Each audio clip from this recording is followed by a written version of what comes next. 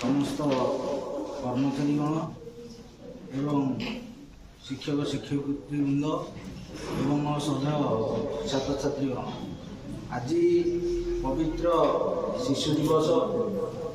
आज शिशु कालीर नागरिक देशर भविष्य भाग्य विधाता देशर प्रगति शिशु मानकर विकास एवं प्रगति उपर निर्भरशील। स्वाधीन भारतर प्रथम प्रधानमंत्री पंडित जवाहरलाल नेहरू शिशु मानू बहुत भल पाते स्नेह श्रद्धा करते। तेणु तांकर जन्म जयंती से अलाहाबाद रे 1899 मसीहा नवेम्बर 14 तारीख में जन्मग्रहण करते। पिता नाम मोतीलाल नेहरू से जन्म जयंती को आम सारा भारत में शिशु दिवस रूपे पालन करा कहीं ना से शिशु मान अत्यंत श्रद्धा करते। शिशु मान आखिरे से देशर विकास और भविष्य को देखी। तेणु 1964 मसीहा आमर नवेम्बर 27 तारीख से मृत्युवरण करते।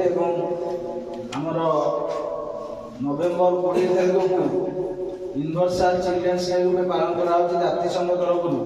किंतु भारत में आमर पंडित जवाहरलाल नेहरू मृत्यु पर नवेम्बर 14 तारीख को सारा भारत में शिशु दिवस रूप पालन करा। तेणु प्रत्येक शिशु प्रगति उपर निर्भर कर देशर प्रगति। जिते विकासशील देश अच्छी से शिशु मान विकास उपर देशर भाग्य निर्भरशील होता है। तेणु यही छोट छोट शिशु आज प्रत्येक आम ये बसीचु से यही स्टेज दे आम गति कर समस्ते यही दिन स्कूल मानक आमर आम पढ़ला बेले भी मीटिंग हुए सार एवं पिला माने किसी सभा भाषण दे था एवं से दिन भी आम मान भी सार मैंने चॉकलेट दे था एवं एवं भी तुम मान भी आम चॉकलेट दौ कहीं ना जदिओ तमें मैंने शिशु ठार टे अधिक प्रायतः समस्ते बड़ हो गलानी।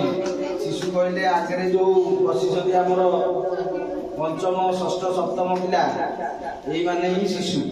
बाकी तुम मैंने सब कैशोर आडोलेसेंस अलरेडी तुम मैंने सब कौन हो बड़ हो। तेणु आज आम स्कूल भविष्य तुम मान निर्भरशील।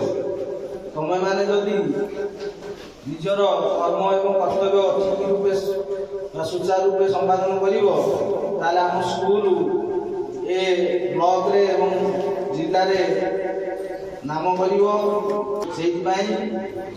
शिशु मान देशर भविष्य बोली आख्या दि जाती। तुमरी आखिरे देश गठन जो विकास निर्भर कर। आज समस्त छात्र छात्री मान मोर अशेष स्नेह श्रद्धा ज्ञापन कर आज जो वक्तव्य शेष कर धन्यवाद।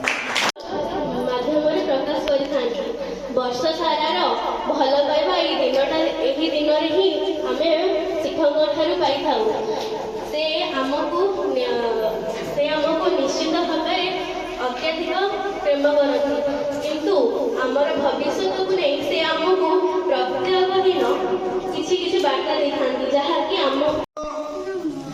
ଅବସରରେ ତାଙ୍କର ବାପାଙ୍କ ନାଁ କହିଲେ, ତାଙ୍କ ମା ନାଁ ହେଉଛି ସ୍ୱରୂପାରାଣୀ ଦେବୀ।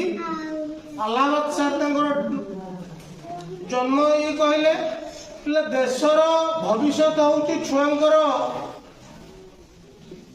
ଠାରୁ ଆରମ୍ଭ ହୁଏ। ଆମର ପୂର୍ବତନ ଶାସନ ସଚିବ ବିଦ୍ୟାଳୟ ଗଣଶିକ୍ଷା ବିଭାଗର ସଚିବ ମହୋଦୟ ଅପରାଜିତା ଷଡ଼ଙ୍ଗୀ କହିଥିଲେ ଦେଶର ଭବିଷ୍ୟତ କ୍ଲାସରୁମ୍ ହିଁ 45 ମିନିଟ୍ ଯେଉଁ ଆମର ପଢ଼ା